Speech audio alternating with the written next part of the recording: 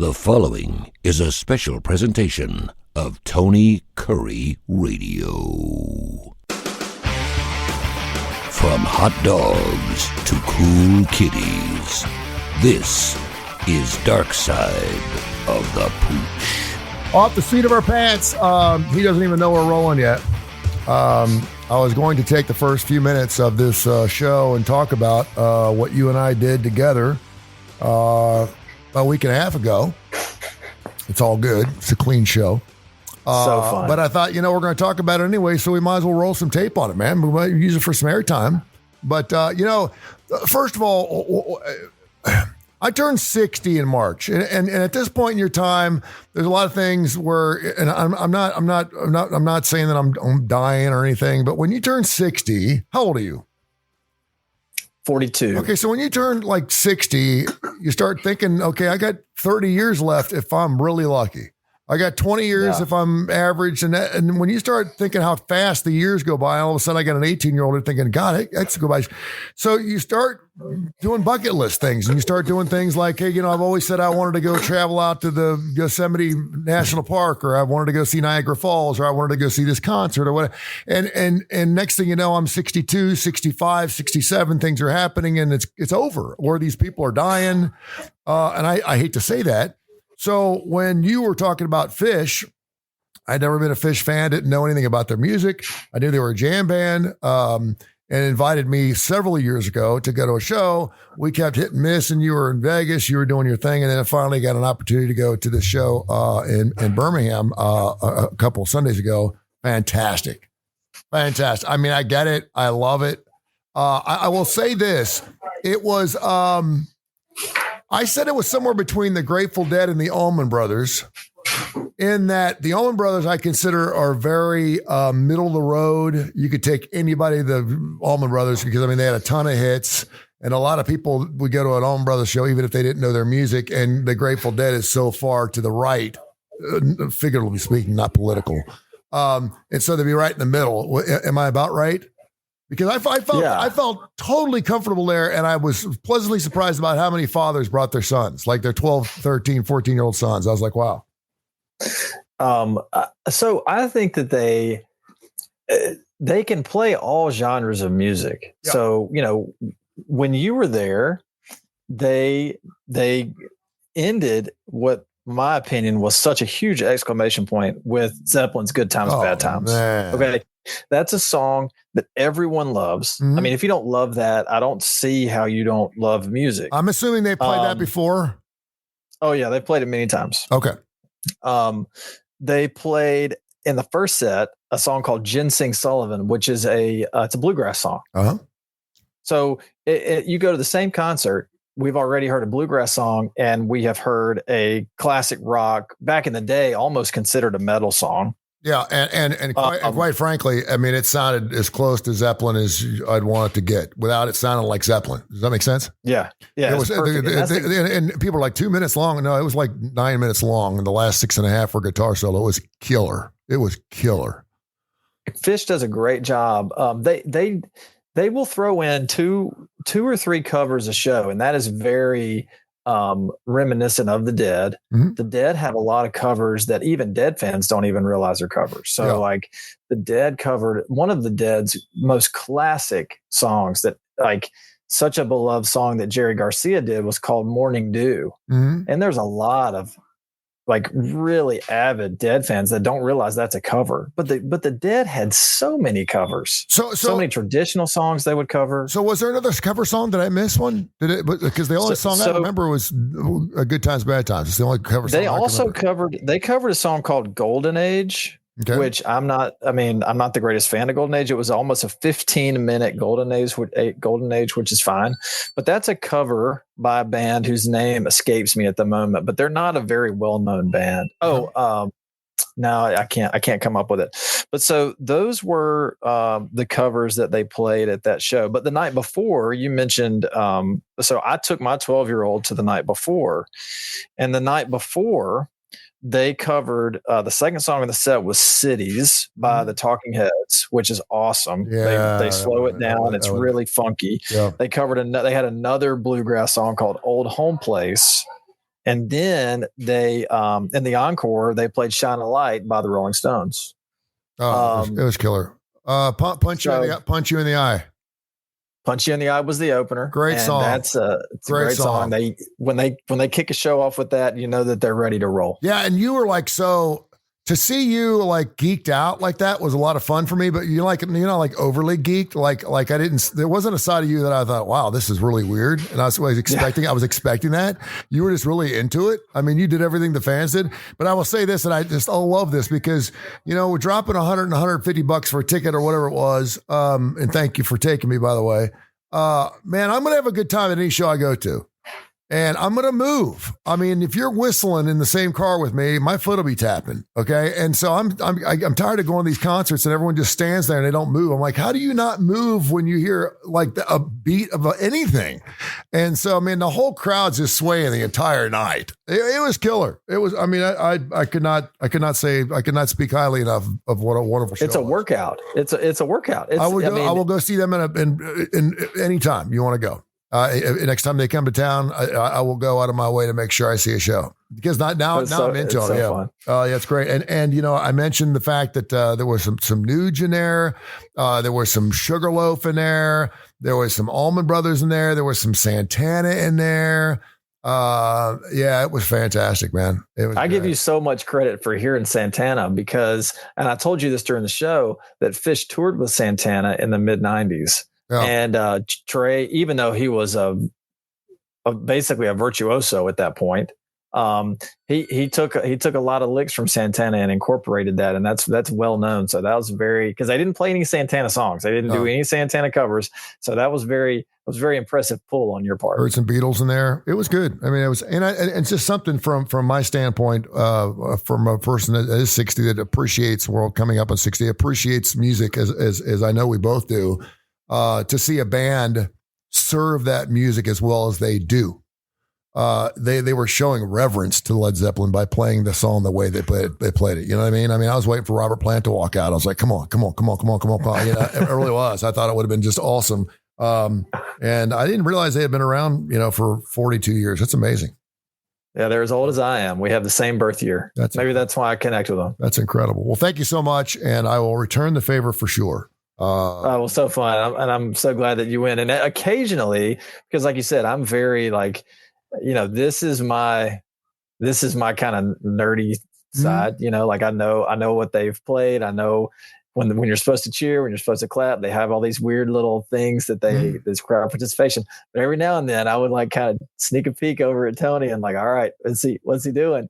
And man, every time you had a smile on your face, you were enjoying it. Oh so I had, and this is typical. I had some back issues, which happens with old people at concerts. So a couple of times I had to sit down, but I did everything I could that I wouldn't have to sit down.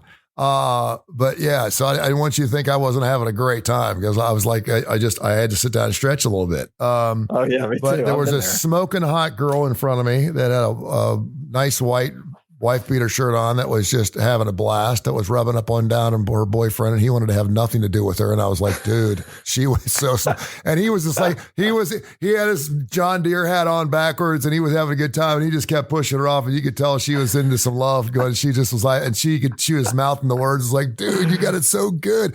And I will say this, thank you for what it's worth, the police department, for everyone that just kind of let things go. Because there was a whole section, a whole block where they were selling everything from nitrous oxide to mushrooms to T-shirts to whatever. If you wanted it, you could find it there. And there was no ice raids. There was nothing going on. They just let everyone have a good time. And as long as there was no fighting going on, everyone was having a good time. And I got videos. It was like my son looking, he says, "Is that smoke?" I said, "Oh, dude, it was smoky. It was good. It was great. Had a great time." What's going on there at Rossbridge Animal Hospital? It's called Darkside the Pooch, brought to you by Sasquatch Toys and Comics. I went down to Sasquatch Toys and Comics last week. And there was a friend of mine, his name is Greg. He wanted to go down there and he's like, a place to get comics. I said, yeah, 300,000 of them. And we went down there and I showed him around and it was just fantastic. Super cool store. Everything from collectibles to autograph stuff to comics to Marvel to you name it, they got it down there. Sasquatch Toys and Comics, Citation Lane in Homewood. What's going on at the Rossbridge Animal Hospital? Talk to me. Man, this afternoon we are looking at a dog that is a beloved breed, French Bulldog. Mm-hmm. French Bulldogs, everybody loves those. And we're actually doing a little workup on it right now because French Bulldogs have this trifecta of problems that make it hard for them to breathe. They have what's called stenotic nares, and that just means small openings for their nostrils. They have an elongated soft palate. So it's basically the roof of your mouth. You have the hard palate. And then as you go back towards your esophagus and your trachea, it becomes a soft palate. Well, they have an elongated soft palate, which gets in the way of their airflow. And they have these everted laryngeal saccules. So there's these two little floppy things back here near their airway. So they have the trifecta of doom when it comes to breathing. They have a lot of things in the way of their breathing. And so right now, as we speak, we are doing some x-rays on a dog and on a Frenchie and trying to figure out why this little guy's having a hard time breathing. So anybody out there with a dog that has a short face, any type of bulldog or boxer, Boston, things like that, they are prone to having these problems. Any type of surgery or anything you can do? Can you take these nodules off? Because I'm just thinking to myself, that's a shame because I would think I'm thinking a CPAP. Can we do a CPAP on a dog? I mean, seriously. I mean, I'm assuming that I've been around. I got a girlfriend that had one, and it used to snore louder than I did. So I do know they have, but they're fun. They make the snorting sounds. I love it. You can surgically correct all those problems. You can enlarge the nostrils, you can trim the soft palate, and you can remove the kind of laryngeal. How often does that happen? I mean, it doesn't happen super often, but it happens often enough to where the procedures exist. What would that cost to have those three things done? I mean, you're going to spend a few thousand. Would you? As a vet, and this, I love this because you'll always tell me exactly what you would do if you had a dog of this type. Would you do it? Would you have it done if the money was no issue? Yeah, I mean, it will add time and comfort to your dog. Well, I think the dog will be more relaxed. They probably know that they have a hard time breathing at times, and that can be terrifying. Yeah, I'll bet. Anything else interesting coming through your store lately? Pretty much standard stuff. Did some spays and neuters this morning. Cleaned the dog's teeth. Found that the dog had some broken teeth and some roots that were still hanging around in there. But fortunately, they're not causing an issue with the dog right now. Mm-hmm. And they've been there for a long time. So right now we're going to kind of just monitor it. But sometimes those tooth roots can get infected. And if that happens, then you definitely have to remove them. Some people might go ahead and remove them, but they've been there for a long time, and I know that because the gums have grown over the tooth fractures. It's not like they're new, and so they're not really causing a problem right now. And I think it could potentially end up causing a problem if we mess with it. So we're just going to watch them for now. But that's the life of a dog. They chew on things. They break their teeth. They don't tell people that they broke their teeth. Mm-hmm. So if you feel good about it, very difficult to brush your dog's teeth. It's difficult to do it effectively. I ask because I got this thing I'm doing, and Rainer's right behind me. And you know how when you lift up their teeth and you that thing, I can sit there and while he's sitting next to me in the car, I'll just sit there and just take my fingernail and just scratch his big fang tooth right here. And he doesn't do anything. He just sits there. And I could look at my finger and I could look into my fingernail. I got short nails, but I could see where I'm getting some tartar off or whatever the hell that is. And then I'll just move back to the next tooth and I'll just sit there. And it's almost like he kind of likes it. Like he doesn't know really what to do. And he'll lick my finger for a minute and then he'll just let me do it again. It doesn't bother him at all. And I'm thinking to myself, if it's that or him constantly pulling at me and I'm rubbing some tartar off his teeth while we're driving down the street and he doesn't care, I might as well do it. Is that what you typically do when you're doing dog? Do you take tartar off? What do you do? Well, when you brush their teeth, it's the same as when you brush your own teeth. You use toothpaste. You have to get all surfaces of the tooth because if you can't get all surfaces of the tooth, then you're missing something that's really important. So to brush a dog's teeth effectively is very difficult. I don't know many people that do it effectively. I don't know many people that do it as often as they should. So I mean, it's an uphill battle. So how often would you say a dog should have their teeth cleaned? Every 6 months, like human? If you're going to try to brush your dog's teeth, then they need to be brushed every other day. If you can't commit to brushing them every other day consistently, then it's not something you should waste your time doing because it's not going to help. Every other day is what you said? Brushing them, not cleaning them, not a professional cleaning, but brushing them every other day. My kids don't brush their teeth every other day. Yeah. A professional cleaning should be done at least once a year and sometimes more frequently, depending on how the dog's teeth look. Okay. Info TonyCurryRadio.net, info TonyCurryRadio.net, 208-0301, rossbridgevet.com.net.org. You know it, Rossbridgevet, and also, of course, on their Twitter page. Bobby in Northport says that his dog loves to drink beer. Can I do any damage to his liver? Well, sure. Yeah, sure. Have you heard of any dogs that it sounds like him and the dog just getting drunk on the. I mean, can you do some cirrhosis of the liver to your dog by giving it too much beer? Yeah, you can. I'm sure that this has happened to a lot of dogs. This is the first documentation that I've had that, the owner gives it to the dog, but, I would everything in moderation, I would say. I don't really have any hard data I can give him of dogs drinking alcohol. But I know that humans aren't supposed to have more than 2 drinks a day. So I would probably say a dog shouldn't have more than 1. All right.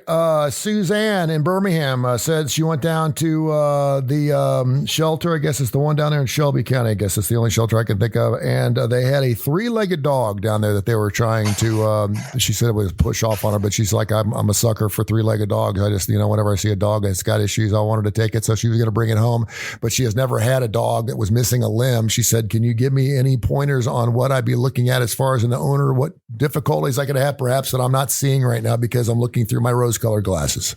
Good question. Yeah, good question. If an animal is missing a back leg, then that is preferable to a front leg because dogs, they actually bear more weight on their front legs. So if they're missing a front leg, then there's a little bit more increased risk that they can develop some arthritis in the leg that's still there because it's bearing a good bit of weight. So you just want to have that limb checked frequently. Put it through some range of motion exercises. Be sure the dog's not painful on it. Maybe take some x-rays. Back leg, you could get into the same type of issue with the leg that's still there, but it's much less common. I mean, the front legs bear 60% plus of the dog's weight. You would think it would be even at 50-50, but it's not. So it's a lot easier for them to live without a back leg than a front leg. Okay. Stephen in Birmingham, do dogs have belly buttons? And if they do, where are they? I know the answer to this because I actually felt my dog's belly button this morning while I was doing his teeth, and then I went down there and just made sure his belly button was still there. Tell them where it is. Cleaned out the lint. Yeah. They don't have any. They don't have any. They don't have innies and outies, folks. Yeah, at least you didn't clean the lint first and then go for the teeth cleaning. Yeah, sure, you appreciate that. They do have belly buttons. They're they're always outies, and if they're normal, they're very, very small. Like they don't poke out very much. I mean, it's just maybe a millimeter. It feels like a bug bite. It kind of looks like a diamond. It's a diamond shape. And it's kind of like in the upper half, the cranial portion of the abdomen. But it's the umbilicus. We call it the umbilicus in dogs. We don't call it the belly button because it is not very obvious. It's not like, something that you can see from like 10 feet away, like you can a person. So when we're born, you take the umbilical cord off, you cut it and tie it up, blah, blah, blah, blah. What happens to dogs? Dogs chew it off or go through the birthing process. What exactly does a mother dog do to its puppy if it does not have any help and it's in the wild? What would a mother dog do to its baby from the minute it comes out? They open up the amniotic sac if they need to. Sometimes it'll open on its own, but they will open up the sac. The mother and there's will. A sac that goes. Explain what that is. It's basically kind of like the placenta. Yeah. But it's attached to the placenta, so they'll open up the amniotic sac if they need to, and they'll detach the puppy from the umbilical cord. Each puppy will have one, And, then sometimes they will eat the placenta afterwards, or sometimes they won't. And then they do a lot of cleaning of the puppies. They're stimulating them, they're licking them, they're getting them clean. By stimulating them, it helps get them warm and get them moving around. So, I mean, it's really just a lot of cleanup. Yeah. It is an amazing thing if you've never got a chance to actually see the birthing of a puppy. It is super cool. By the way, I got a pair of chinchillas that I'm looking to get rid of. If you know, I had the one. It was super cool. Loved it. Then I got the female. They have not had babies. They're not going to have babies. And now it's getting to the point where it's like one was perfect. I was training it. It was doing great. And then it's typical females. As soon as a female comes in a male's life, his life is gone. It's like, Swift. It's like Swifty. It's like Kelsey. He's having a great football career, and as soon as he meets a woman, his numbers go down the toilet, and he starts to retire. This chinchilla was super cool. Was standing on my shoulder. Was eating out of my hand. Would not run outside the house. And then as soon as the female comes in his life, he loses his brain. She beats him. If you had taken that thing to the Phish show, you could have given that thing to a hippie, and they would have taken it in a heartbeat. You missed your opportunity. That was a golden opportunity to rehome that chinchilla. They're into chinchillas big time. And a chinchilla. I got two chinchillas and a cage. It's about a $300 cage. It's probably about $800 worth of stuff. I just want it to go to a good home. So if you know anybody, let me know. I should have told you to put that thing in your pocket and bring it to the Phish show. Yeah, I would not have made it. But I will bring my blow up doll next time. Steven in Birmingham wants to know about these earmuffs. I saw a commercial for it the other day. Usually see it more in springtime. They're muffs. They come in small, extra large, and they go over your dog's ears to keep them from being able to hear thunderstorms. It's kind of like the thunder jacket, but it's for the ears. Have you seen these? I've not heard or seen. I saw dog ear muffs. Storms. And he was asking if they actually work. I swear by these noise canceling dog earmuffs for my pup for fireworks and thunderstorms are only $14. They've actually, there's several of them, the best dog earmuffs of 2024. So there's several different things that you can put on, and evidently it's a rubber band. You strap them on. They don't even realize they're on their head, I guess. And they walk around and, then they look like they're fools. I'm going to check this out. I'm going to check this out. But again, I mean, if you're blowing up fireworks in the kitchen, they're probably going to still hear them. But this guy swears by it. This guy says it's good. Yeah. Okay. Earmuffs, anti-anxiety spray, harnesses, a pet owner sent to resolve dog anxiety. I don't know. What is this? Anti-anxiety spray. What is that? Hold on a sec here. Oh, that's been around for a long time. Yeah. What is that? It's a pheromone. It's a pheromone that it's supposed to help them feel like they're still in the presence of their mother, calm them down. Really? Okay, this is actually called earmuffs. It's called earmuffs anti-anxiety spray. It's 100% natural and includes essence oils known for calming properties such as lavender, spikenard, neroli, and human molecular extraction. Interesting. All right. Info at TonyCurryRadio.net. Info at TonyCurryRadio.net. Man, we've already rolled through the show because we talked a lot of rock and roll. And I want to ask you one more question that's totally unrelated to pets. Got Jim and Sue in Birmingham. They wrote me like a 3-page letter here that I'm sitting here looking at. And I'm like, dude, they're going through something that I went through last year. Their dog, they live up in Cincinnati, Ohio. Their dog has cancer. They're not saying what type of cancer, and it looks like it's going to cost them about $3,000 to do. They do know for sure that it is cancer. They have an 8-year-old wire fox, and they're wondering if they want to make the investment in this animal and put the $3,000. I don't know. So once you find out what kind of cancer it is, I guess at that point in time, then I guess the question is, do you want to treat something like this? Once you find out it is cancer, is it treatable? And if your dog does have cancer, is it usually something that you can get rid of? Do they go through chemo? Does it usually kill them right away? Can you get more time out of their lives? What do you do? It depends on the type of cancer. So there's no, there's no like one size fits all. Okay. Some cancers you can cure with surgery. Some cancers you can put into remission with chemotherapy or radiation. But I would say for an 8-year-old dog, if they are confident that $3,000 can get them a good amount of life out of the dog and good quality, I will go for it. I mean, an 8-year-old wire fox, $3,000. If they have the $3,000, then I think that is an investment worth making. Traditionally, does it metastasize just like it does in a human being and in dogs? I mean, when they get cancer in a part of their body, and how would that be? How do you treat cancer? Say, give me a common cancer that a dog would get, and how would you treat that? Well, if you can remove the whole thing, then surgery. Yeah, but give me a cancer that you would be able to remove. Liver cancer, cancer of the what? A splenic tumor. Okay. That's the best type of tumor to have because you can remove it and with very few complications. If they have bone cancer, you can also get rid of that. But the problem is that it's usually spread by the time that you find it, but you can just lop off a limb. But there's tons of different type of cancers that you can't amputate at all. And so the treatment is chemotherapy, like lymphoma, they have to have chemo. There are certain types of brain tumors or like nerve sheath tumors where radiation can help. Do they lose their hair when they get chemo? No. They don't. That's just a human thing? No, yeah, they don't. Really?